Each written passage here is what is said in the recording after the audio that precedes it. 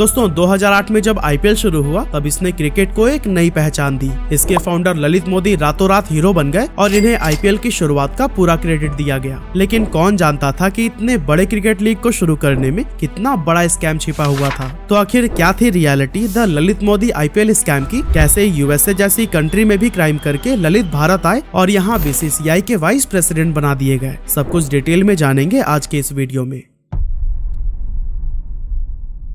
तो दोस्तों ललित मोदी पैदा तो दिल्ली के एक बहुत बड़े बिजनेस फैमिली में हुए थे, लेकिन शुरुआत से ही इनलीगल एक्टिविटीज में इन्वॉल्व रहने की वजह से वो कई बार जेल भी जा चुके हैं। एक्चुअली उनके father Krishna Kumar Modi Godfrey Phillips India limited नाम की टोबैको कंपनी के मालिक रह चुके हैं। अब अगर आपको कंपनी के नाम से न समझ आया हो तो मैं आपको बता दूं कि इसी कंपनी के under Marlboro, Four Square, Red and White और स्टेलर जैसे सिगरेट ब्रांड्स आते हैं। आगे चलकर ललित मोदी अपने हायर एजुकेशन के लिए यूएसए गए, जहाँ से उन्होंने इलेक्ट्रिकल इंजीनियरिंग और बिजनेस एडमिनिस्ट्रेशन की पढ़ाई की। लेकिन वहाँ रहते हुए उन पर हमले, किडनैपिंग और कोकीन तस्करी जैसे आरोप लगे। एक्चुअली 1985 में जब ललित मोदी सेकेंड ईयर में थे तो वो और उनके 3 दोस्तों ने मिलकर एक होटल में $10,000 में ½ केजी कोकीन खरीदने की कोशिश की, लेकिन सेल्समैन ने उनके साथ धोखा किया और उन्हें गन दिखाकर धमकी दी और सारे पैसे लूट लिए। हालांकि अगले दिन ललित मोदी और उनके दोस्तों ने एक स्टूडेंट की पिटाई कर दी, क्योंकि उनका मानना था कि इस धोखे के पीछे इसी का हाथ था। अब नतीजा ये हुआ कि 1 मार्च 1985 को ललित मोदी को कोकीन तस्करी, हमले और अपहरण की साजिश के आरोप में गिरफ्तार कर लिया गया।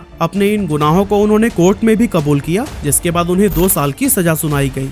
अब जेल में रहते हुए ललित ने यूएस गवर्नमेंट से अपनी सजा कम करने की रिक्वेस्ट की, जिसके बाद से गवर्नमेंट ने उन्हें 100 घंटे की कम्युनिटी सर्विस करने के लिए कहा। आगे चलकर ललित मोदी ने गवर्नमेंट से एक बार फिर से रिक्वेस्ट की कि वो काफी लंबे टाइम से बीमार चल रहे हैं, इसलिए उन्हें उनकी फैमिली के पास इंडिया वापस जाने दिया जाए। और फिर यूएसए गवर्नमेंट के द्वारा इस रिक्वेस्ट को एक्सेप्ट करने के बाद ललित 1986 में भारत वापस आ गए। अब इंडिया आकर उन्होंने अपनी फैमिली बिजनेस ज्वाइन कर ली, लेकिन अपने इस बिजनेस में उनका मन नहीं लगता था और यही वजह थी कि 1993 में उन्होंने फैमिली ट्रस्ट के पैसों का इस्तेमाल करके मोदी एंटरटेनमेंट नेटवर्क को एस्टेब्लिश किया।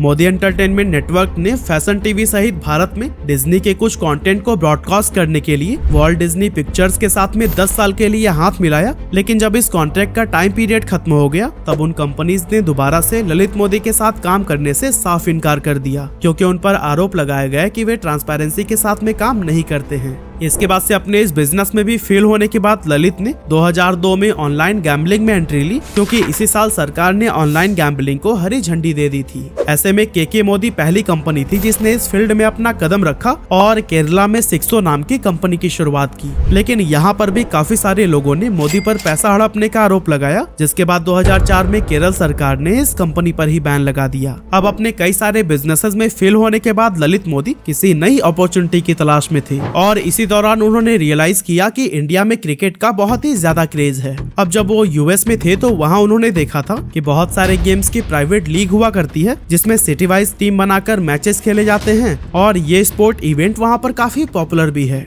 यहीं से ललित मोदी ने दिमाग लगाया कि क्यों ना इंडिया में भी क्रिकेट की कोई ऐसी लीग बनाई जाए और अपने इस आइडिया को लेकर वह बीसीसीआई के पास पहुँचे, क्योंकि उन्हें पूरा यकीन था कि इस काम के लिए उन्हें परमिशन मिल ही जाएगी। लेकिन बीसीसीआई ने उनके इस प्रस्ताव को पूरी तरह से ठुकरा दिया। इसके बाद से ललित मोदी को एक बात समझ में आ गई कि अगर क्रिकेट लीग की शुरुआत करनी है तो पहले उन्हें खुद बीसीसीआई पैनल में अपनी जगह बनानी ही पड़ेगी। इसीलिए कुछ पॉलिटिकल कनेक्शंस की मदद से उन्होंने हिमाचल क्रिकेट एसोसिएशन को ज्वाइन किया, लेकिन उसके अगले ही साल कुछ अननोन रीजंस के चलते ललित मोदी को सस्पेंड कर दिया गया। इसके बाद 2004 में वे पंजाब क्रिकेट एसोसिएशन के वाइस प्रेसिडेंट बना दिए गए और फिर बाद में वे राजस्थान क्रिकेट एसोसिएशन के भी प्रेसिडेंट बने। फिर आया साल 2005 जब शरद पवार को बीसीसीआई का प्रेसिडेंट बनाया गया और कहा जाता है कि पवार को ये पोस्ट दिलाने के लिए ललित मोदी ने खूब स्ट्रैटेजीज अपनाए और पर्दे के पीछे से भरपूर सपोर्ट किया, जिसके बाद से ये शरद पवार के बहुत ही खास बन गए और इसका फायदा ये हुआ कि इन्हें इसी साल ही बीसीसीआई का वाइस प्रेसिडेंट बना दिया गया।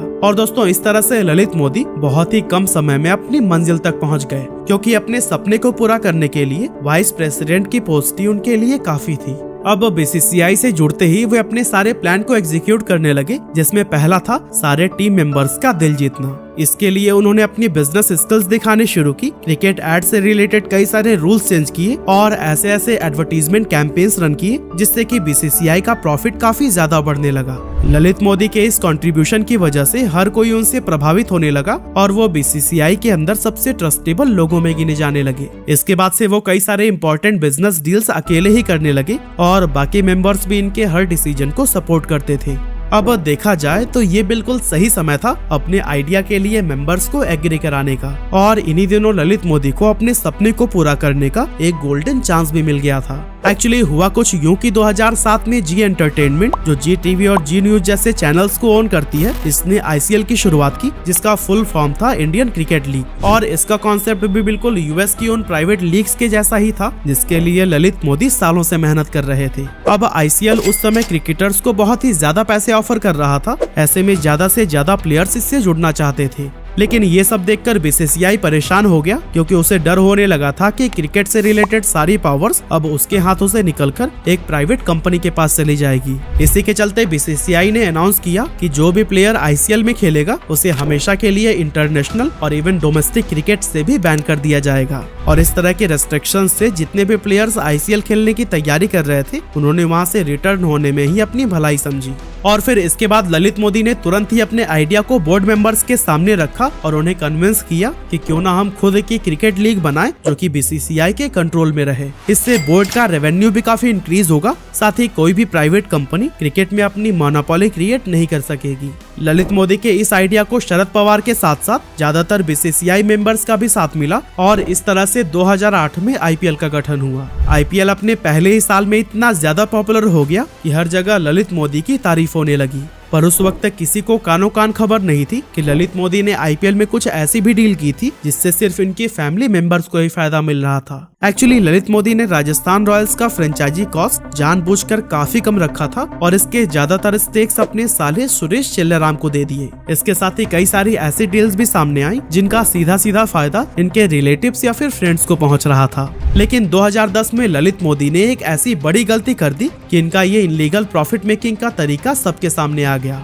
असल में उस समय रॉन्डेवू स्पोर्ट्स वर्ल्ड कंपनी ने कोची तस्कर्स केरला की डील जीती थी जिसकी को ऑनर थी सुनंदा पुष्कर जो बाद में शशि थरूर की वाइफ बनी थी। अब कोची तस्कर्स केरला बीसीसीआई को 10% की बैंक गारंटी नहीं दे पाया था जो हर टीम को देनी पड़ती है, इसीलिए एक साल में ही इस टीम को बीसीसीआई ने बैन कर दिया था। अब ललित मोदी इस टीम को आईपीएल से नहीं जाने देना चाहते थे, ऐसे में वो इससे जुड़े हुए डॉक्यूमेंट्स पर साइन नहीं कर रहे थे और लगातार बीसीसीआई के वकीलों और टीम के मालिकों को कोई न कोई बहाना बनाकर वापस लौटा देते थे। एक हफ्ते में 9 से भी ज्यादा मीटिंग्स हो चुकी थी पर मामला वही का वही रुका हुआ था। हालांकि बाद में टीम्स के काफी प्रेशर बनाने पर ललित मोदी को रात 3 बजे कोची तस्कर्स के कागजों पर साइन करना पड़ा, लेकिन साइन करने के बाद ललित मोदी पूरी तरह से झल्ला गए, जिसके चलते गुस्से में उन्होंने एक के बाद एक कई सारे ट्वीट्स कर डाले और कोची तस्कर्स जो एक डिस्क्लोज डील थी उसे पब्लिकली रिवील कर दिया। साथ ही उन्होंने शशि थरूर पर अपनी पावर का गलत इस्तेमाल करने का आरोप लगाया, जिसके चलते थरूर पर करप्शन के चार्जेस लगाए गए और उन्हें अपने मिनिस्टर ऑफ एक्सटर्नल अफेयर्स के पद से इस्तीफा तक देना पड़ गया।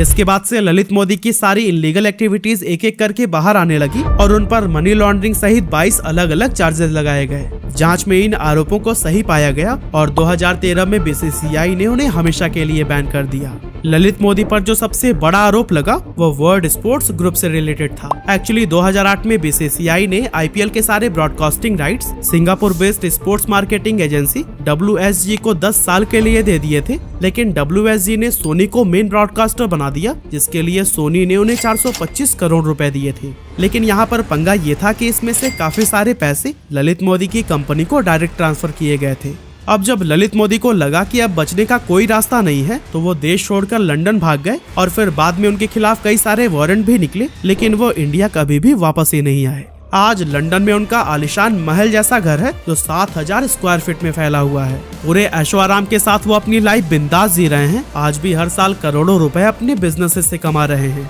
लेकिन वहीं दूसरी तरफ भारत की ईडी जैसी गवर्नमेंट एजेंसी उनके भारत लौटने का इंतजार कर रही है। तो दोस्तों, आपको क्या लगता है, ललित मोदी को कभी उनके घोटालों की सजा मिल भी पाएगी? आप हमें कमेंट करके जरूर बताइएगा।